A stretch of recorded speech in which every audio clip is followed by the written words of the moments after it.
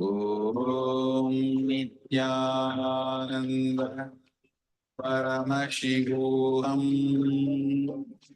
Om Nithyananda Paramashivoham. Om Nithyananda Paramashivoham.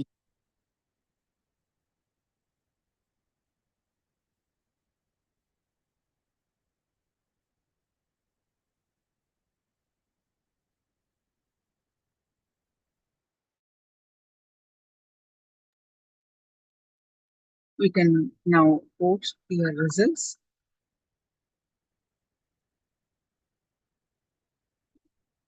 Post your power manifestation results.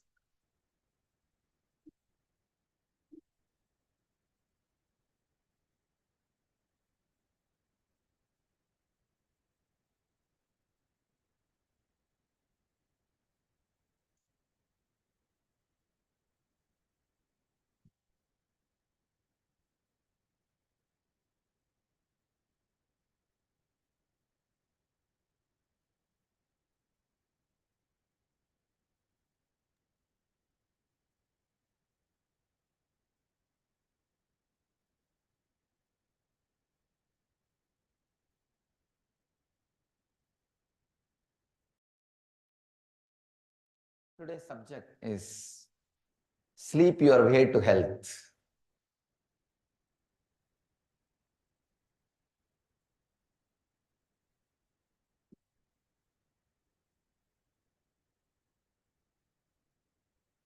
I'll define sleep. Understand? First, I'll define sleep. What is sleep?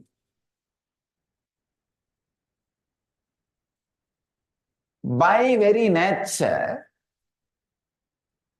by the innate nature, you, the consciousness, reside in pure space, the timeless, formless, nameless space. But because of engraved memories, you see name, form, and go through time.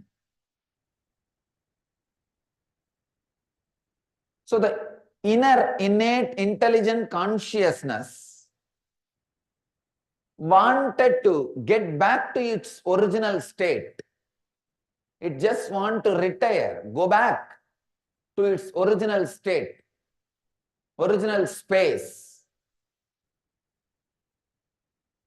But these engrams, engraved memories, by its very nature, the engraved memories create name, form, time. But by the very nature,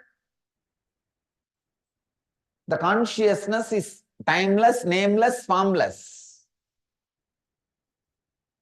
When the engrams are active, they create this world and dream. But when the consciousness overtakes, it just rewinds everything, gets back to its pure original state. But the engrams do not die.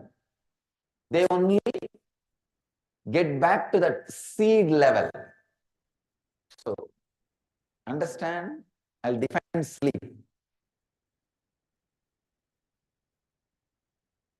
Your innate, intelligent, conscious nature just getting back to its original, nameless, formless, timeless state, in spite of engrams pulling them out to the name, time, form, space, is sleep.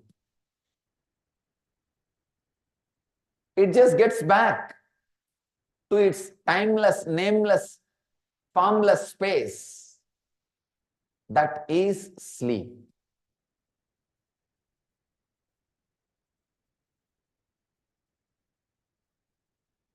Too much of attachment to what is seen or heard means the engrams. is responsible for insomnia and all sleep disorders. In your body, in your nervous system, when the consciousness flows, it just packs up all engrams, almost like a packing your tent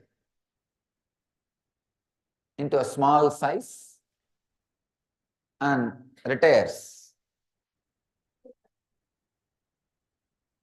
The effect of consciousness on your nervous system, the effect of engrams on your nervous system, if they are 50-50, you will have the right experience of world, dream and sleep. If the consciousness becomes less, the effect of engram, if it is more, then naturally sleep disorder, unable to sleep, insomnia. If the effect of consciousness becomes more than the effect of engrams on your nervous system, that is what leads you to the meditative state and superconsciousness. It will naturally first lead to awareness during the dream state, then awareness during the deep sleep state, then awareness during all three states: sleep, dream and deep sleep. Awareness during all three states is what I call turiyaha, fourth state. So understand the whole truth about the sleep. By nature, engrams pulls you out and shows you the time, name, form. By nature, consciousness takes you to the timeless, nameless, formless state. Fight between these two is your life. When the engrams have more power over your nervous system, you see the world and dream. When the consciousness has more power over your system, it rewinds and puts you in rest. But even in the rewinding state, you rewinded your tent, you have not burnt it. So all the engrams gets into the causal state, but not engram free. If the consciousness, the effect of consciousness is too much on your nervous system, then the tent gets burnt. The engrams which are in the causal state, seed state, just gets burned. It disappears. It's not there anymore. Understand? It's a very important truth.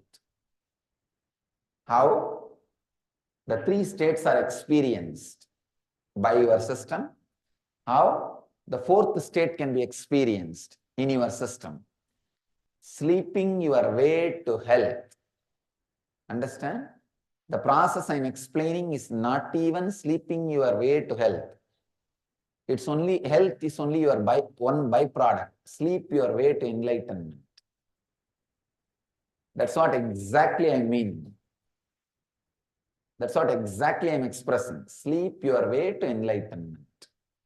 Actually, if the effect of consciousness on your system becomes more and more, the effect of consciousness, even while your engrams are open. See, when your engrams are open means the tent is fully open. That's a waking state. And the tent is getting dismantled. That's a dream state. Tent is completely folded and kept as a pillow is deep sleep state. In all three states, this consciousness will start penetrating.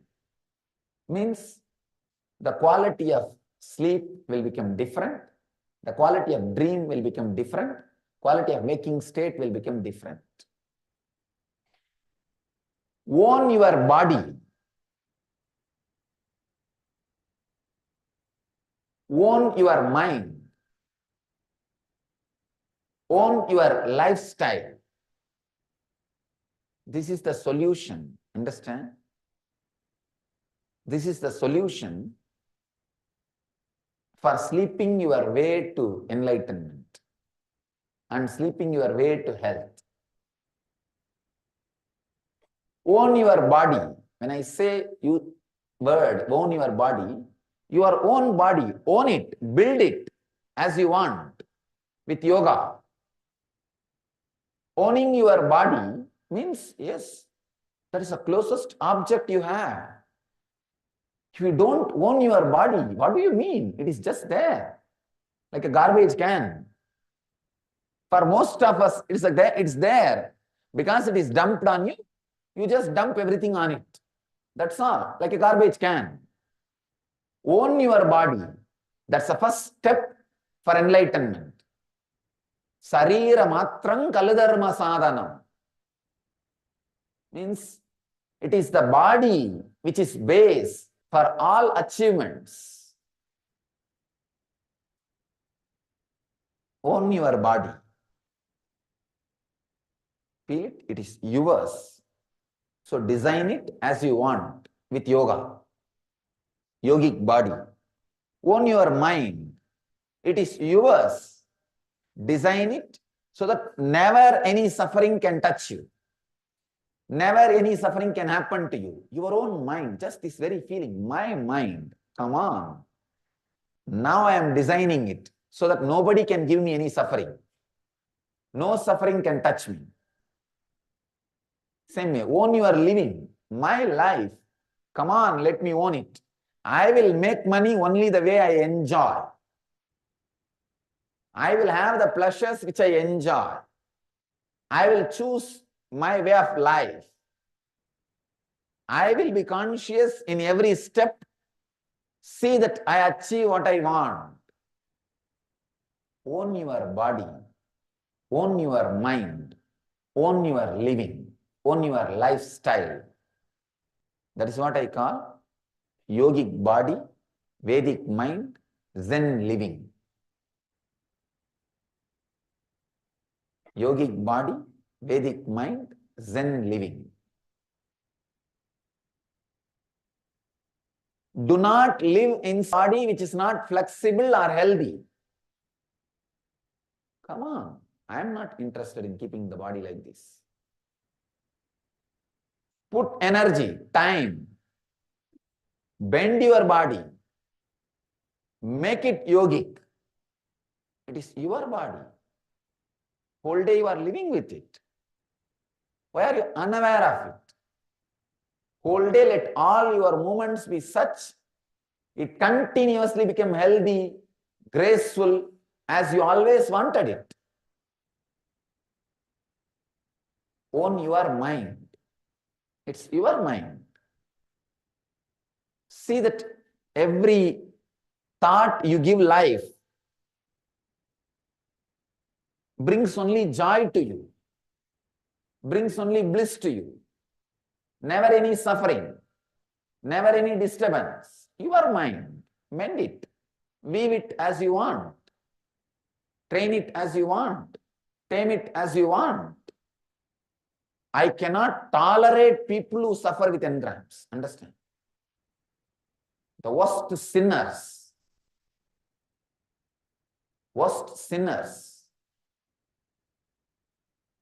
how can these people say, your mind? How can you say, no, I don't know what to do. I know this is wrong, but I am suffering with it. Why don't you just disappear?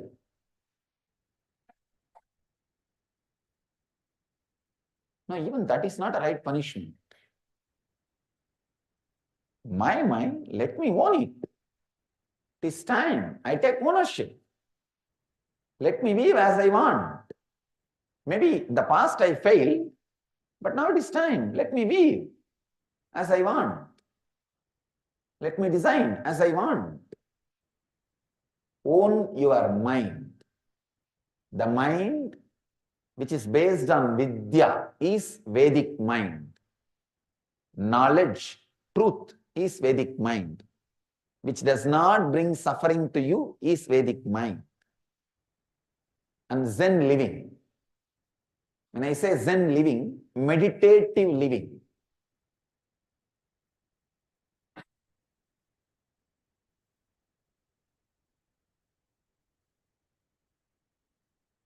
Infuse awareness into every action. Walking, talking, sitting, moving, breathing. Infuse awareness into everything.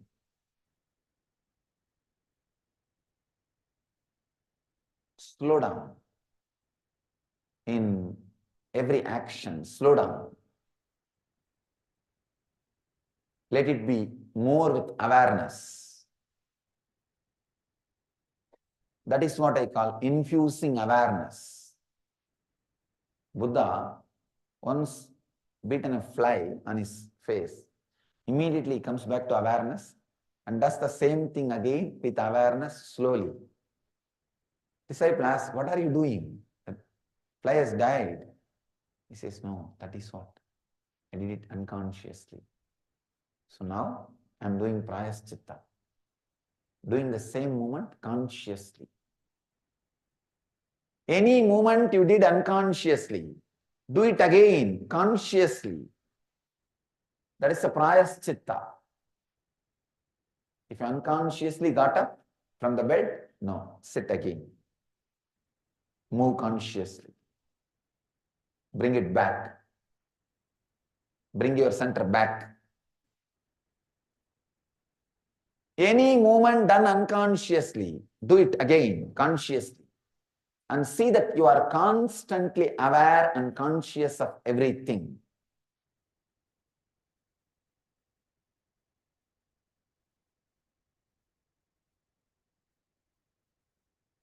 You will easily sleep your way to enlightenment. Whole day when you are aware and conscious, whole night you will be aware and conscious. Whole night being aware is sleeping your way to enlightenment. Understand these three things. First, the truth about sleep.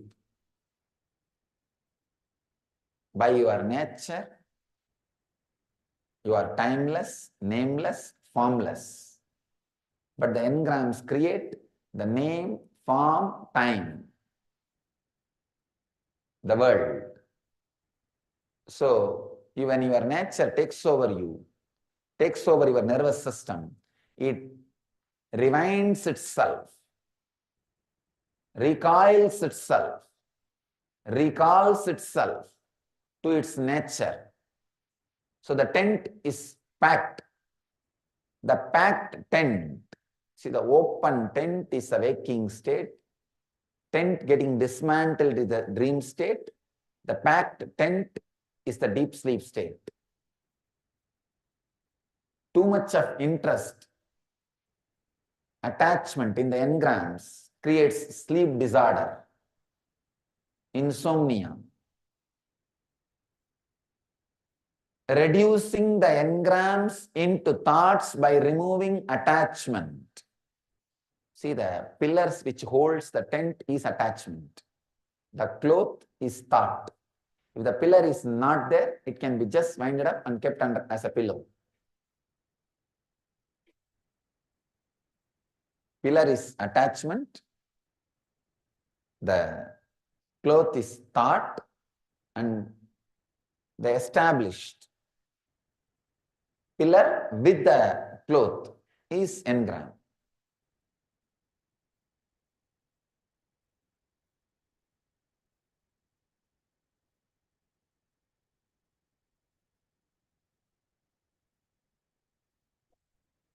Reducing that engram into thought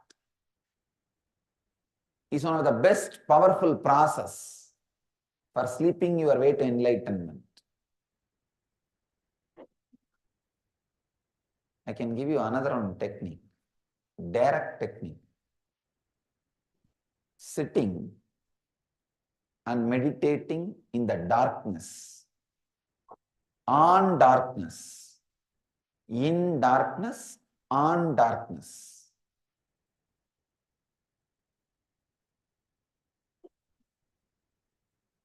Which is the nature of deep sleep. Meditate on deep sleep consciously. One night meditation is more than enough to get you out of any sleep disorder. One night, if you can sit and meditate on darkness consciously, any sleep disorder will disappear. Insomnia or chronic fatigue, any sleep disorder will disappear.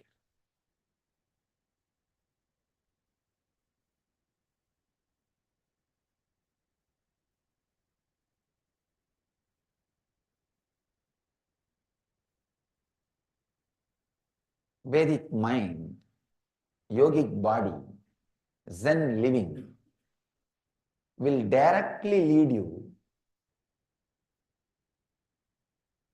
to health and enlightenment using your just ordinary sleep. Nothing else is required. Your ordinary sleep will simply lead you to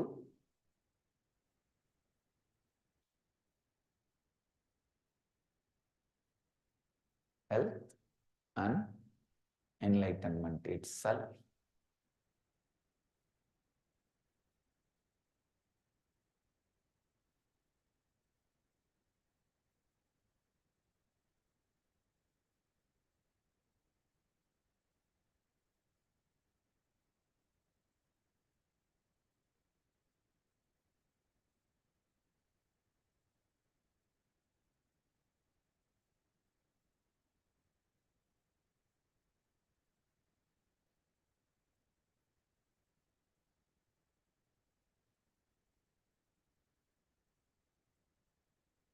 Understand the truth about the sleep and inspire yourself to live with yogic body, Vedic mind and Zen living.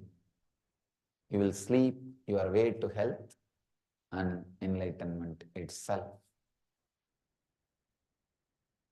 Let you all sleep your way to enlightenment, radiate and achieve enlightenment.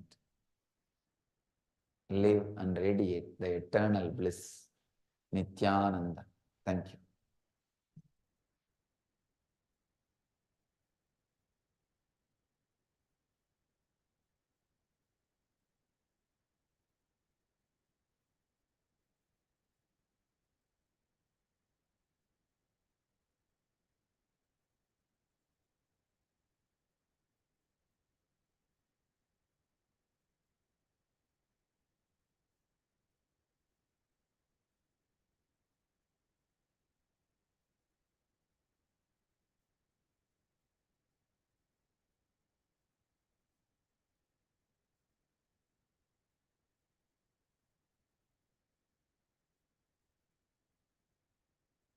Today, just the basic, simple science of spiritual healing.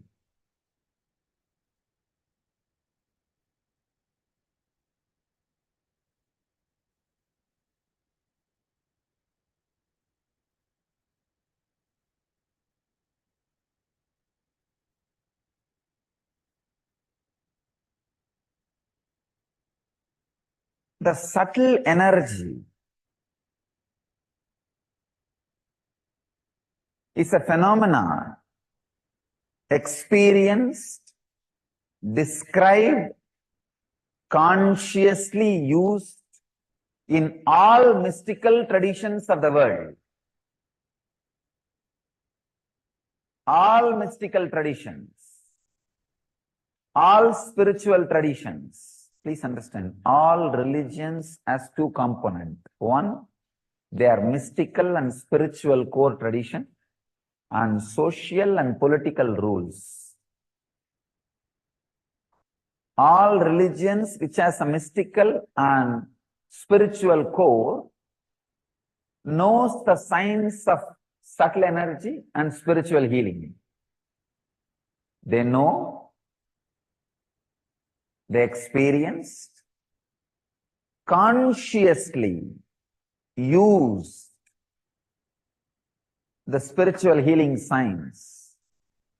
In the Vedic tradition, it is called prana, that subtle energy. We call it prana shakti. In China, it is called chi. In Japan, they call it ki. So many names are used. Even in the native Hawaiian tradition, they have a name for it. They know the science.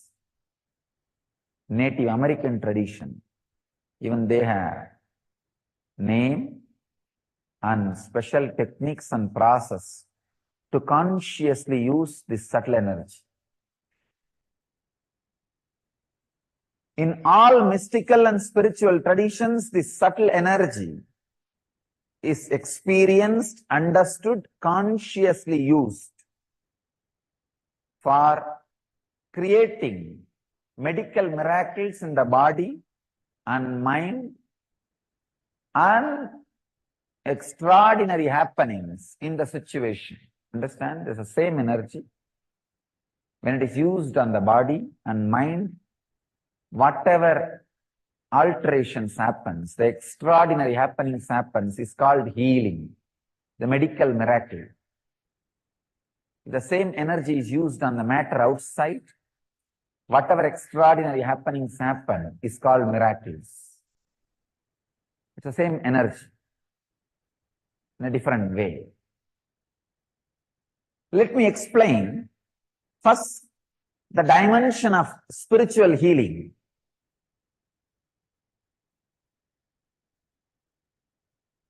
I want to tell you exactly what happens during the healing. When I put my hand on somebody, or when they come near me for healing, what happens? Please understand, I do not do anything. I just be. I put my hand on that person so that that person will feel comfortable, will feel I attended him, I am attending him. Exactly what happens, I'll describe. His being is raised to the vibration of my being. Please understand. Everything is made out of molecules. Molecules are made out of atoms. Atoms are made out of something called subatomic particles, so quarks. Subatomic particles. The quarks are nothing but energy field. And the energy field which keeps all these quarks tied together, that gives the form of solid form to anything which exists. Please understand. The other day I was reading an article, very beautifully they describe what Shiva Sutras and Patanjali Yoga Sutras are describing. See, the energy field which keeps all these quarks together, that is responsible for these forms and solid entities, however solid it may look. It is made out of subatomic particles, quarks, which are energy fields. And the energy field which keeps all of them together is responsible for things appearing as they are appearing. Whether it is a human body or animal body or this wall or this mic or this chair, anything. By nature, the energy fields have the tendency, whenever it is brought near the higher energy field, it just raises itself to that energy field and starts vibrating in that same vibration. That article beautifully describes with so many examples.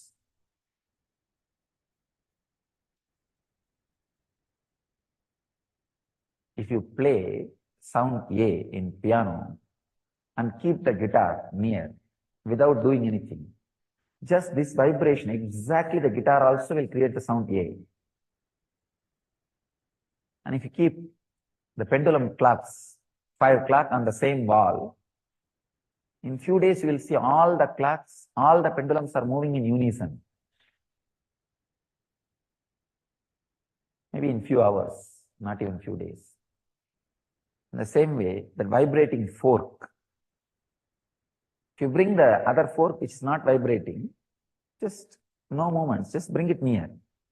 It will start vibrating. I can give you hundreds of examples.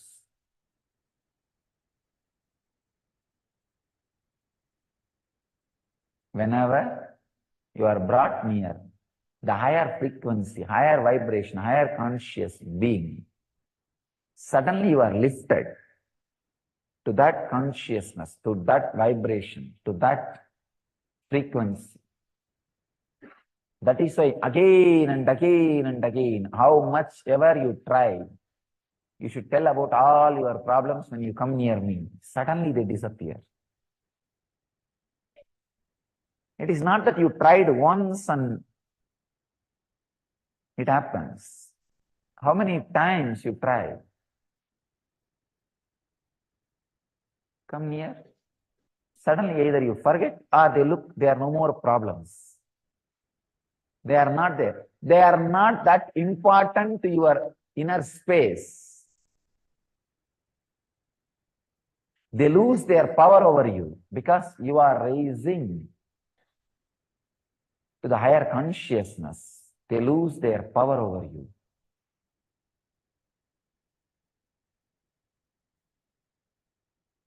Whatever exists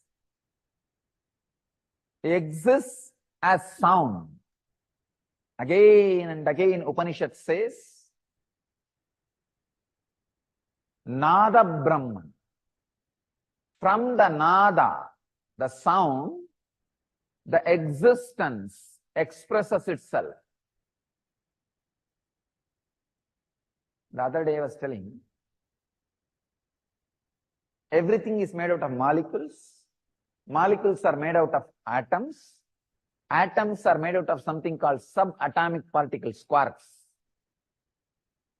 It is the nada, sound, which acts as energy field, which keeps the quarks together, which binds quarks together and retains the solid form, an object, matter. So nada is the ingredient which is responsible for mud to remain as pot. Whatever you see,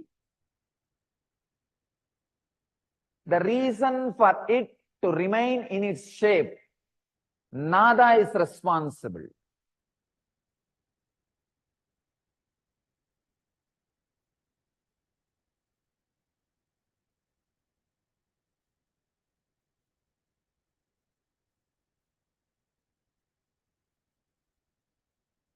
The sound, the vibration, when it comes from the pure source, uncreated, it's called anahata. In each one of us, the ability to listen to anahata exists, uncreated sound. See, if a sound is created by two things striking each other, if it happens because of two things hitting each other, it is called ahata. Anahata means the sound which is created by not two things striking each other. Anahata. Two things, without two things hitting each other. If the sound is created, it's called anahata dvani. The pure source of sound, anahata dvani.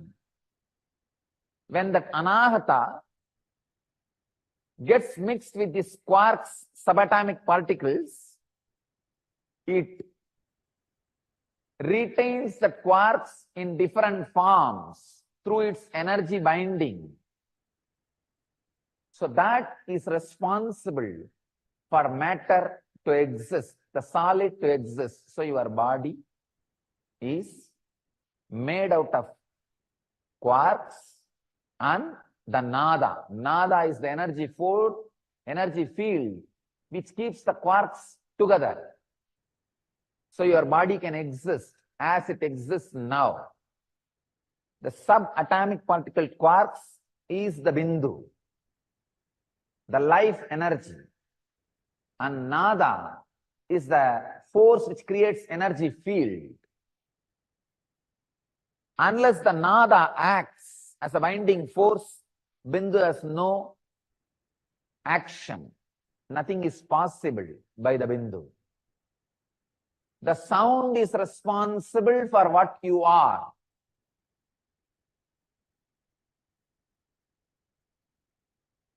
So sound is responsible for the sickness you carry, whether physically or mentally.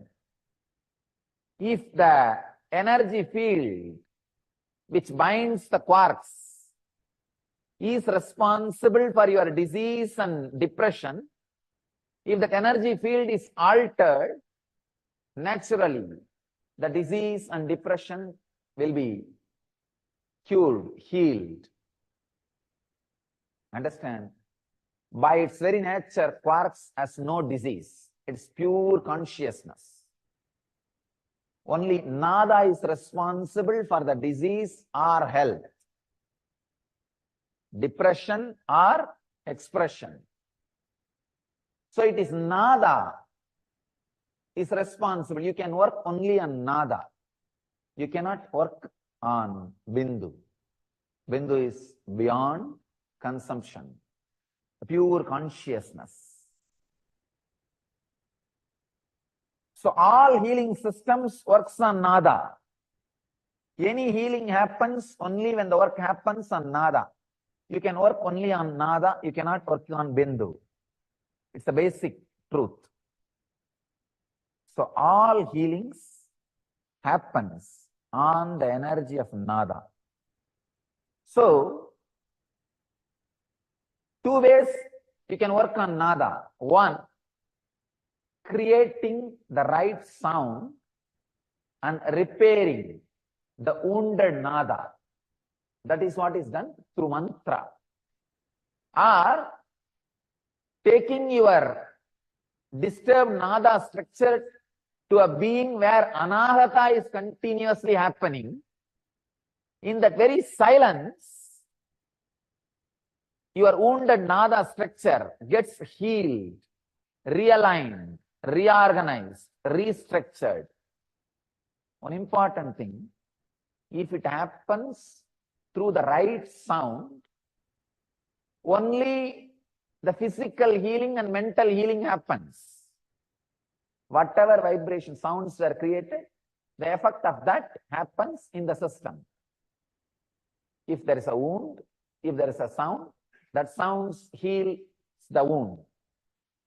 When your wounded nada structure goes near the anahata structure, not only your whole body and mind goes through complete restructuring and transformation, even your brain, your cognition goes through rewiring and your consciousness gets awakened. That is why the Master's presence, the intense soundless sound, the vibrant silence, the vibration of anahata dvani is considered as sarvaroha nivaran,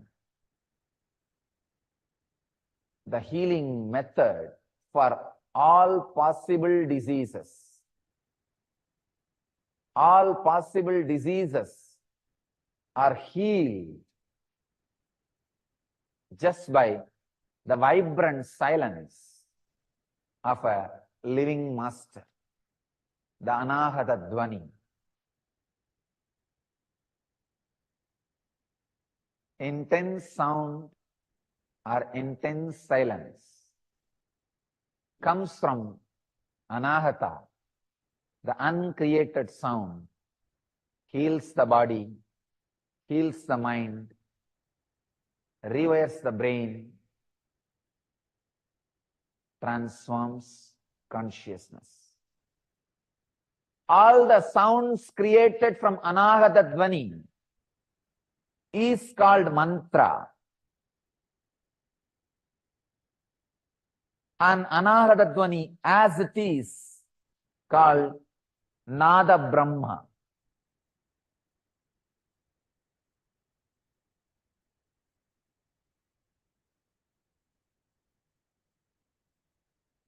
The word mantra means, there is a beautiful two explanations for mantra.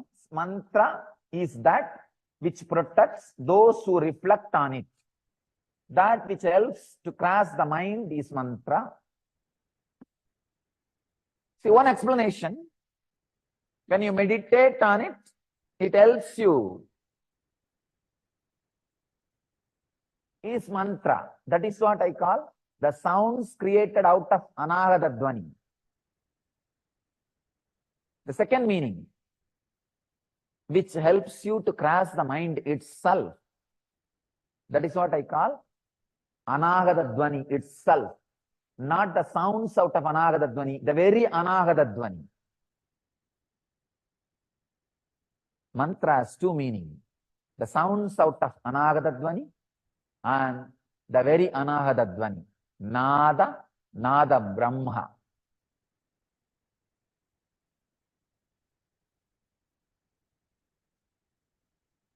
Everything is possible by nada.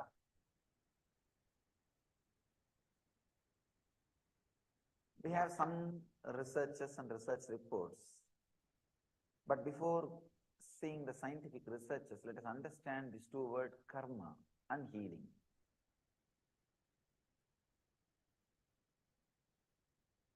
In Vedic tradition, there is no good karma or bad karma. Karma, that's all. Whatever you are not able to make it part of your life, your understanding, is bad karma.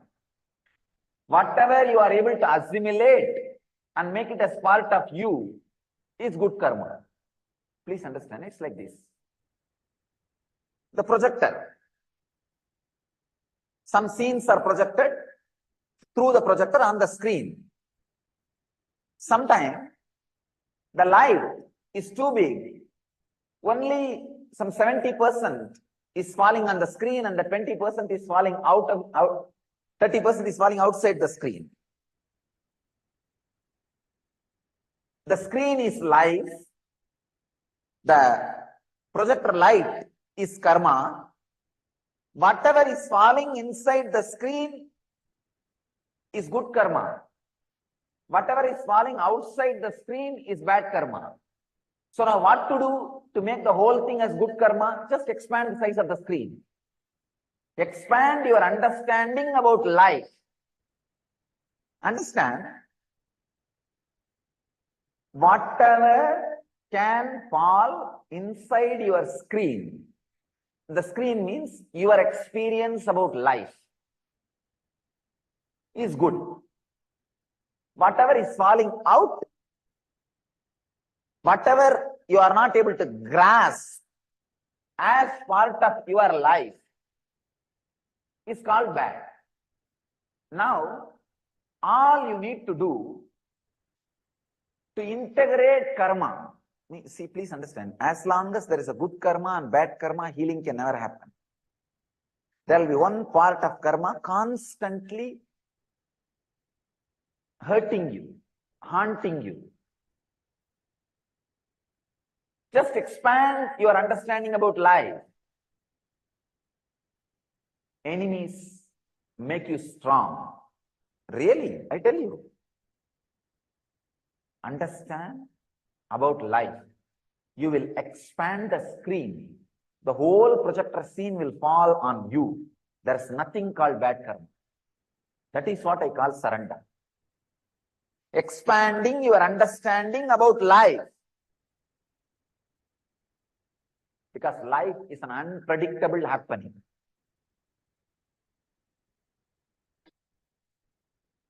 When you are ready to expand the screen, means your understanding about life, your experience about life, whole thing falls inside the screen. There is no bad karma. Understand? Bad karma is the projector light falling outside the screen. Projector light is a karma. Your understanding about life is a screen. Just expand it. I tell you. The weight which you lift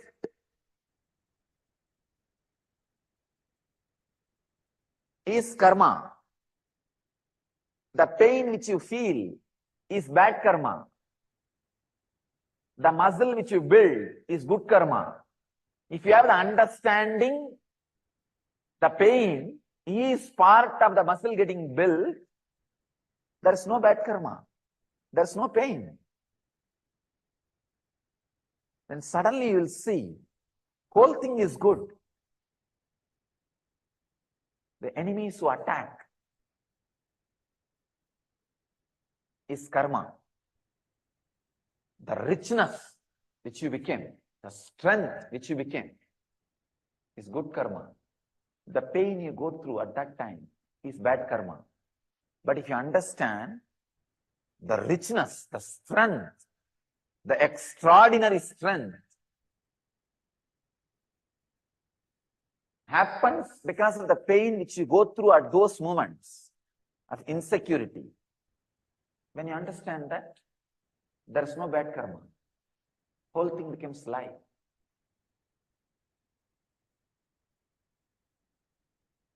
Never avoid insecurity. Never avoid enemies. That is the ultimate lesson. Just stand and stare. Nothing else. Don't blink. There is no bad karma. There is no bad karma, I tell you. The moment you understand, see this simple example. Lifting weight, that is karma. The pain which you feel in the muscles is bad karma. And the muscles which gets built, gets strengthened, is good karma. Getting strengthened, the muscle getting built, the beauty and strength comes because of the pain. Understanding about life. When that happens, the pain is no more a bad karma. No? Life is conflict model. The geometry of life is conflict model. Understanding, just constantly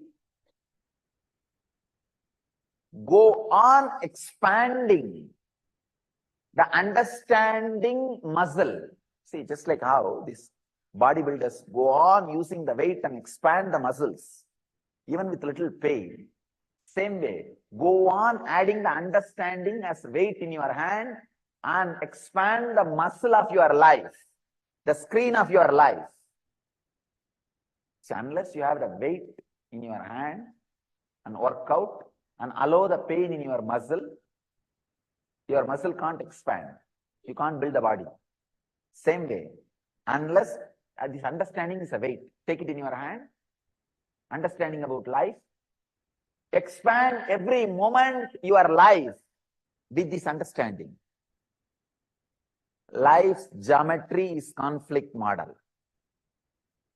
There is no clear-cut left, right, square, rectangle, quadrangle, circle, triangle. Go on expanding your consciousness, muscle of your consciousness with this weightlifting, with this understanding as a weight. You will build your consciousness. You will build your life. Just like bodybuilding, we can say this is a science of life building, science of consciousness building. people spend so much time on bodybuilding. They need to understand and spend at least little time on consciousness building.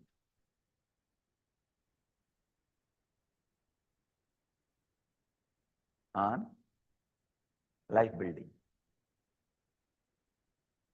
If you understand karma, healing happens immediately.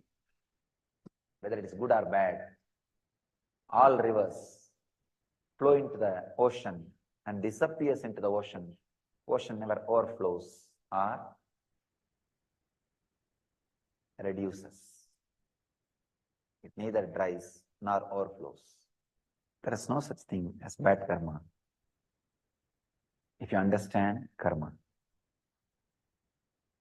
The moment you understand karma, healing simply happens. Simply, spontaneously and naturally, healing happens.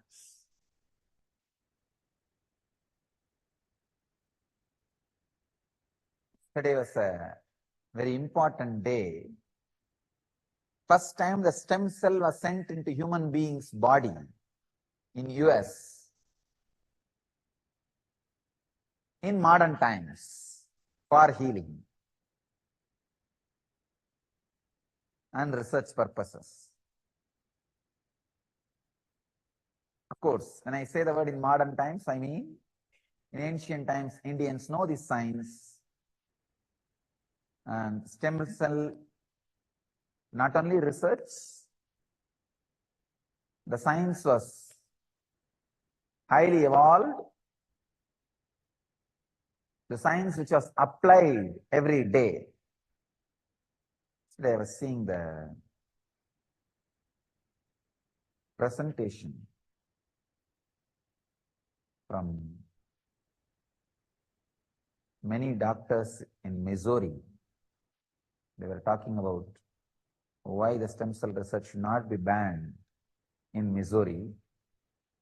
They were explaining how the stem cells, they become many, and the healing or recreation of a certain organ. Not only repairing, recreation certain organs, how it happens. They are presenting how it happens, but they are not able to answer why it happens, because only there are some cells decide to become more and more, and only early stem cells can become different organs like a liver, intestine, heart. Only they can get converted into different organs. What is the energy which makes stem cells to become many, and which is responsible to create early stem cells? Means the stem cells which are ready to become different organs. This is two different things. All stem cells which become many does not become different organs. So to become different organs, you need some separate quality, early stem cells. They are studying all this. They are able to logically explain how it happens, but they are not able to explain what is the force which makes this happen. Understand? It's almost like reproducing. I consciously meditated and scanned why a stem cell gets reproduced. Very beautifully Upanishad describes why the one became many.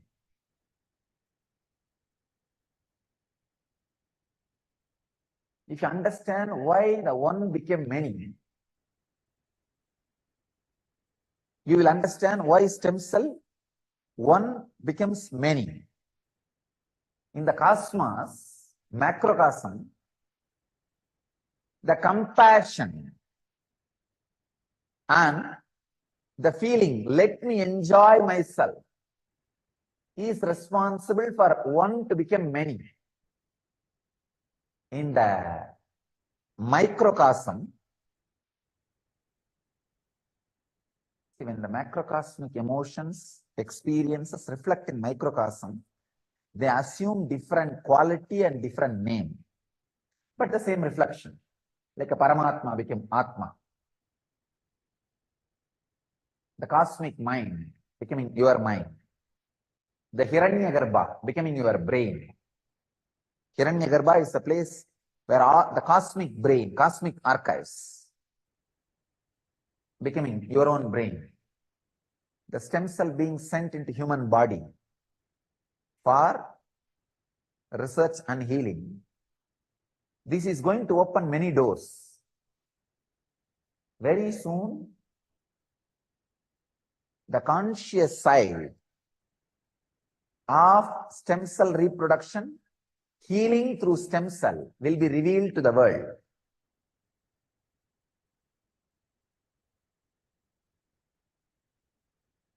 When they prove, all of you will know, they prove what Swamiji revealed. That's the reason today itself I am revealing. You will see very soon. Scientifically, they will prove a person, when he experiences devotion, sweetness of devotion, immediately in his system, the stem cell reproduction becomes intense. When he tries to practice surrender, letting go, immediately the early stem cells are produced in his system. Those early stem cells directly become different organs, like a liver, intestine, heart, lungs, whatnot.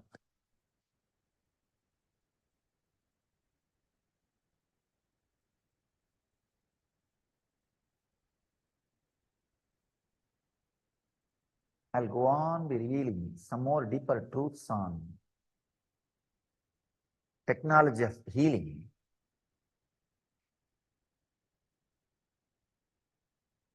Scientific research and their conclusion. Electromagnetic energy combines with human DNA to produce stem cells, they declare. That electromagnetic energy is created in you due to devotion.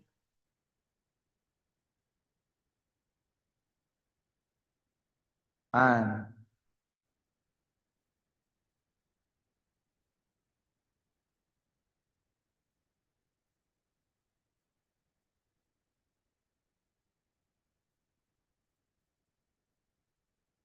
some more researches where they prove that stem cells are produced which can grow into any organ like a healing bank in our body. Maybe I can call that healing bank is what we call good karmas. The surrender biomemory, the devotion biomemory. If you meditate and practice devotion, sadhana, the young age, that becomes a healing bank in your system. Whenever needed, the organs and systems use those energy and stem cells are produced. The longevity or the healthy old age, graceful old age. All this happens just because of devotion and surrender. I tell you,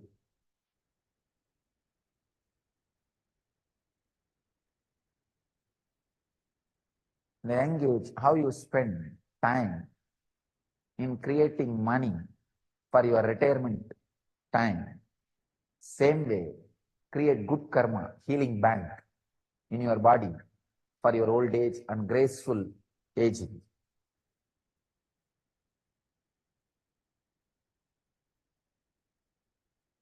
I tell you exactly what happens during the Kundalini awakening, you know. You may think, why these people are rolling on the ground? Actually, your identity, that individual ego, possesses your body at one point, either in one chakra, Muladhara or Manipuraga or Anahata, some one chakra. When the Kundalini gets awakened, the energy experience starts happening in many spots of your body. Suddenly in the knee it will start happening, in the fingertips it will start happening, on the hair it will start happening. So all the whole body becomes alive, independently intelligent. That is why so much of healing happens when the Kundalini is awakened. See, if you have some problem in the liver, when the liver becomes independently intelligent, it does not wait for the brain to heal the liver. It does not wait for the other bodies to cooperate. It just gets healed by itself. It says, I am getting healed. It's declaring its independence. So each part independently starts declaring its health. Actually, in each part declares itself. Getting healed is very easy. If the disease is collective, only then it becomes huge work. When each part says, I am getting healed, I am becoming healthy, I am not interested in listening to you. So each fellow becomes responsible for himself. That is why so much of healing happens along with this Kundalini awakening.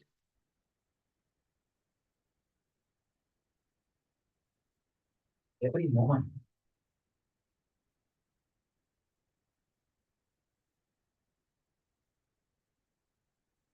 The samskara and experience you have,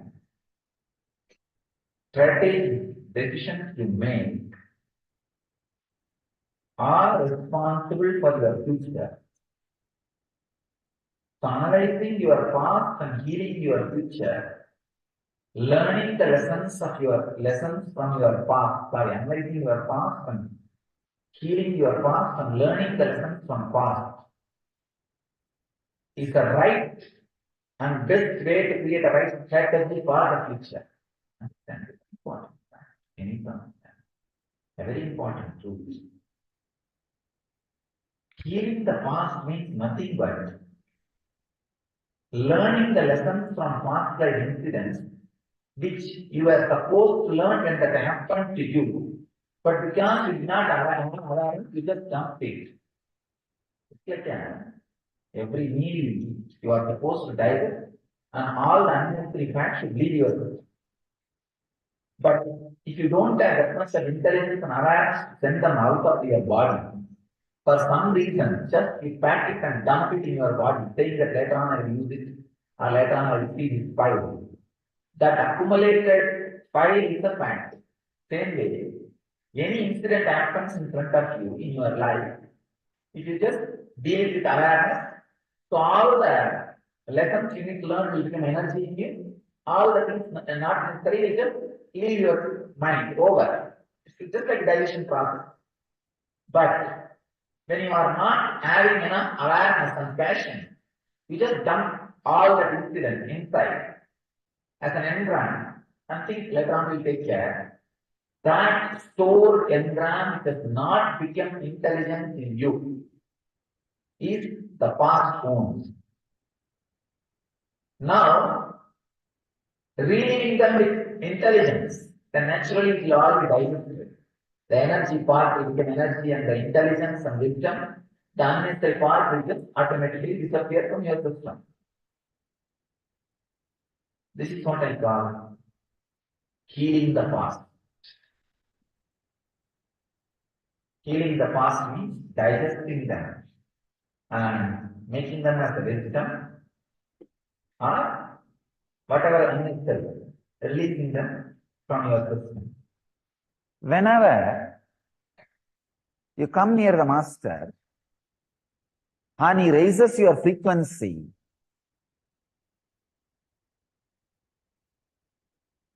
whatever is forgotten in you, understand, they are not worthy of living. They are not part of you. But if you give importance to that part which is lost or forgotten near Master's presence, you will be joining with the wrong group. You are giving power to the wrong side.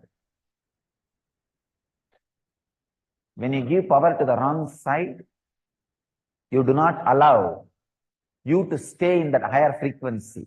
You do not allow the healing to happen. And mind creates all kinds of doubts. How can healing happen? How can this be possible?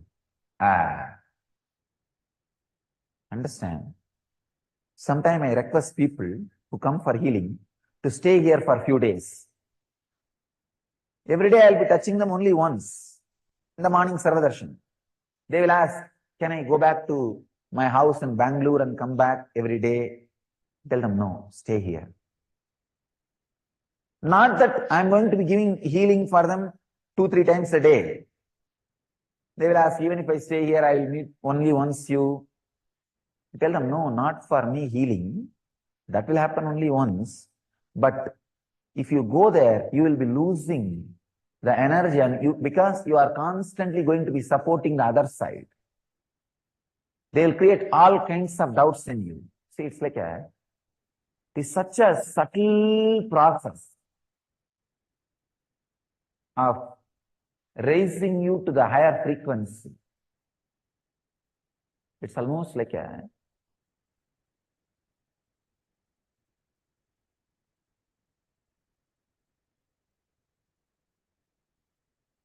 you have a hologram about you in you.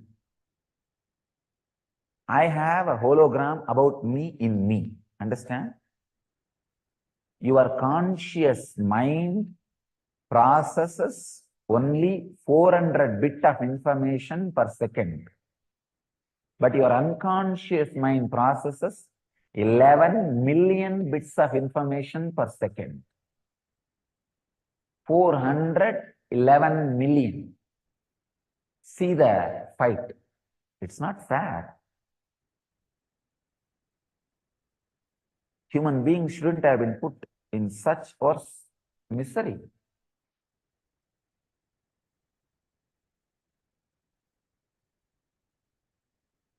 See, your consciousness processes only 400 bits of information. Unconscious process 11,000 bits of information. So your hologram about you stays in your unconscious. Slowly, when you come near me, my hologram works on that hologram. And the subtle suggestions are given to your hologram. And it is asked to relax, dismantle itself. So this hologram can suggest, can help. Come on, see here. You are born to be healthy.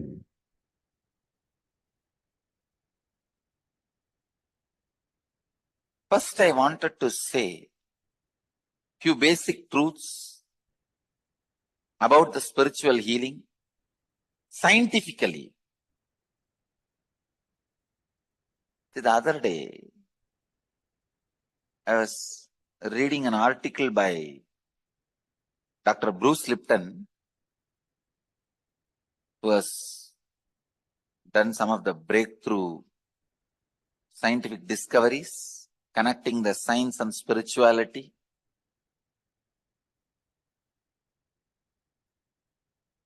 In his article, he is quoting a term called entanglement from quantum physics. In quantum physics, there is a term entanglement. Means when one energy source entangles with another, they interfere with each other. This interference can be highly positive and transformative and harmonious. Please understand. If one energy source comes in contact with another, one energy source entangles with another, they interfere with each other. That interference can be harmonious and highly positive and transforming. Another one physicist, Amit Goswami, he published an article in Physics Journal. In that, he very clearly proves entanglement directly affects human beings. Please understand, entanglement affects human beings. There are thousands of examples for entanglement. If you have some 200 pendulum clocks put on one wall, the wall can be any length. It does not need to be within certain length. It can be like China wall, any length. If you have few hundred pendulum clocks, put hundreds of pendulum clocks and start them all at different times. See, within next few minutes, all the pendulums will swing in synchronicity. Exactly this is what happens when you come in the breathing space of the healer. Please understand. When you come in my breathing space, this is what happens. Suddenly,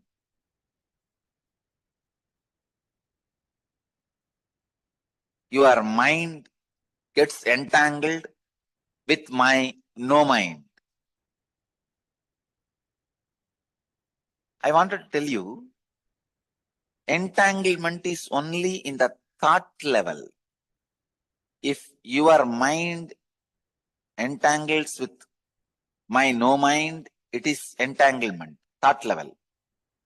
Next, please understand, if your muscle memory gets entangled with my muscle memory, that is called entrainment. If your biomemory gets entangled with my biomemory, it's called enlightenment.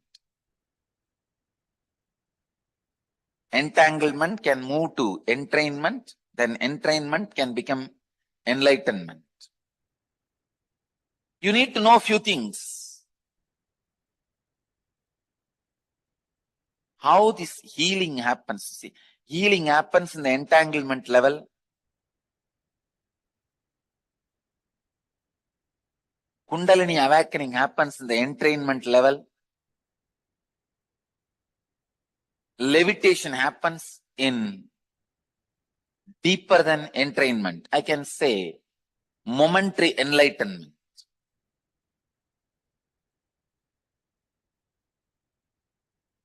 This is very important truth. It's truth about the entanglement, because this opens many doors, many possibilities, many understandings. How I heal through healers? Because all my healers are pendulum clocks. Any other broken, little altered pendulum clock, I add it in one wall. Both clocks start swinging synchronicity. Understand? That's all. Each one of my healer is my pendulum clock. If you are little broken, disturbed pendulum clock, if both are hung in one breathing space, your pendulum also starts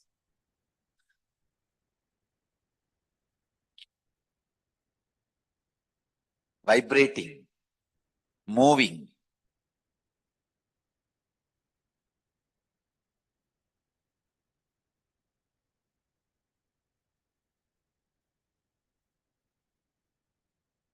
The same tune.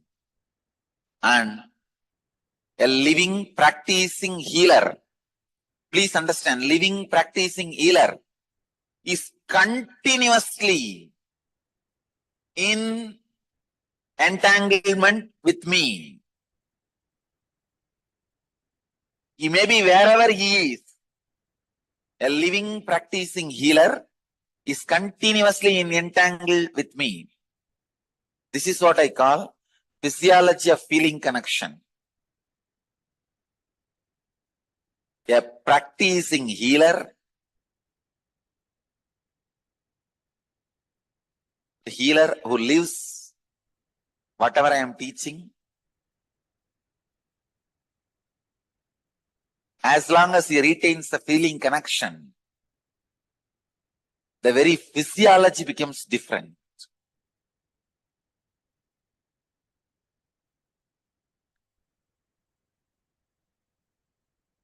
Entanglement means two persons falling in tune with same thought. Entrainment means two persons falling in tune with the same idea. Enlightenment means two persons uniting beyond ideas.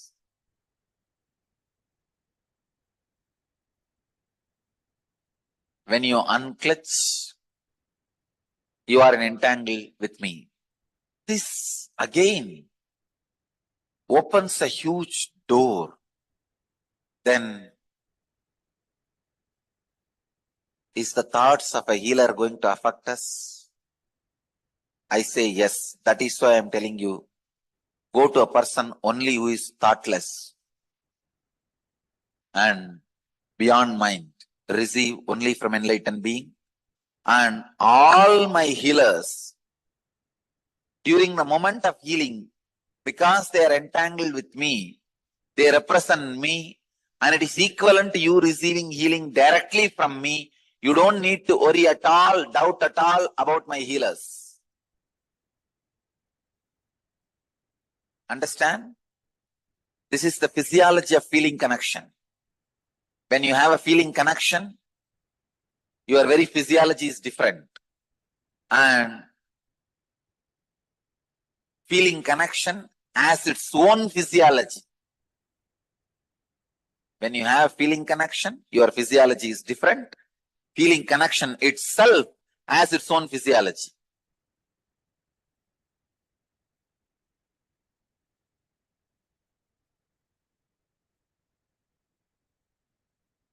One more thing you need to know. All the doctors, even allopathy doctors, need to raise their energy level high. Otherwise, when you treat the patient, when the patient feels respectful, feeling connection with you, you are going to entangle yourself with the patient. If you don't raise your energy to a higher level, you are going to get the patient's disease to you. Understand, entanglement can be negative also. If you are not energetic enough to protect yourself, if you do not have a direct protection of an enlightened being or higher frequency, if you don't have higher entanglement, only lower entanglements in your life, you are bound to fall sick. The grown-up countries, they are suffering because they are not able to dispose the garbage. One city collects from the whole city and dumps it to another one village. That village collects and dumps it to another one village. They collect it and dump it in another one city. Same way only the so-called grown-up societies are suffering, unable to dump the inner garbage. The housewife collects everything and dumps on the husband. Husband collects everything and dumps on the psychiatric doctor. Psychiatric doctor collects and dumps everything on another one, his psychiatric doctor. His psychiatric doctor do not know where to go and dump. The dumping garbage has become a big problem for the humanity in grown-up countries. Not only external, internal also. Dumping the inner garbage without creating any societal, environmental pollution, side effect and after effect is deity worship. Each deity energized, which went through the prana pratishtha process, is in entanglement with higher consciousness. That is what I prove when I materialize. See, when a devotee can receive vibhuti or kumkum and materialize, same thing. The deity also receives vibhuti, kumkum and materializes. How? When somebody's kundalini is awakened, when somebody is initiated as a healer, is in entanglement with me, same way the deity is also in entanglement with me. Once the prana pratishtha is done, that deity is continuously in entanglement with that superconsciousness. Entanglement is the most powerful way. Entangling yourself with an enlightened being is the most easiest and powerful way to raise yourself to the higher level and get enlightened. I can give you a simple technique to have entanglement with me. Just morning, sit in the satsang, that's all. Every day morning satsang itself is entanglement with me.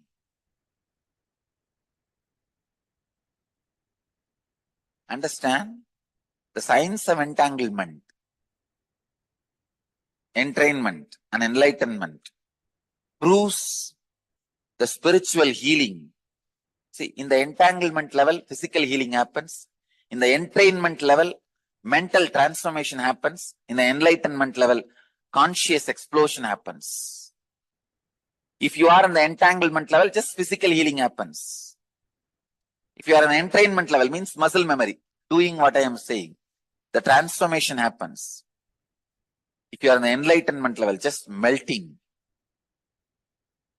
the very mystical doors of life opens and the enlightenment, conscious explosion happens.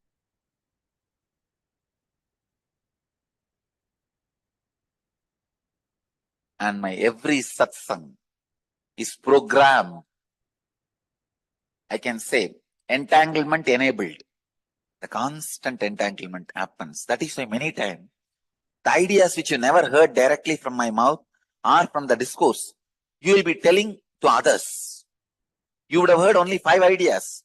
But when you expand it to others, explain it to others, when others question you, you will have 25 ideas coming out of you. You may be thinking, where did I get this? Entanglement. If you get 5 ideas from me verbally and talk 10 to others, you are in entanglement level. If you get only 1 idea from me and talk 100 to others, you are in entrainment level. You just saw me and started exploding. You are in enlightenment level. Entanglement is a very important basic truth. You need to understand the science.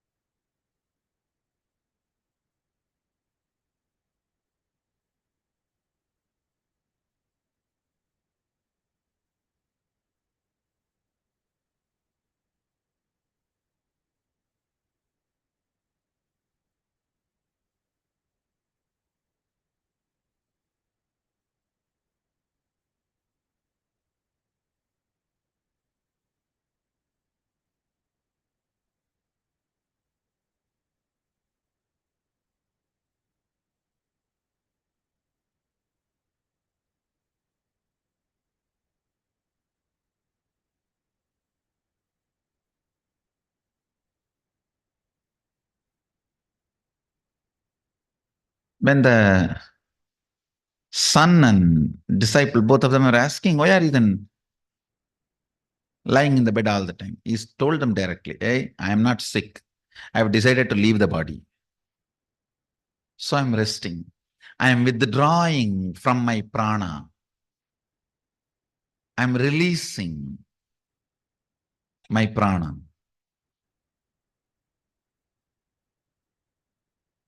You can neither hospitalize him, because if you hospitalize him, he makes 47 heart attacks. He gives heart attacks to doctors. They have to check the ECG machine 2-3 times.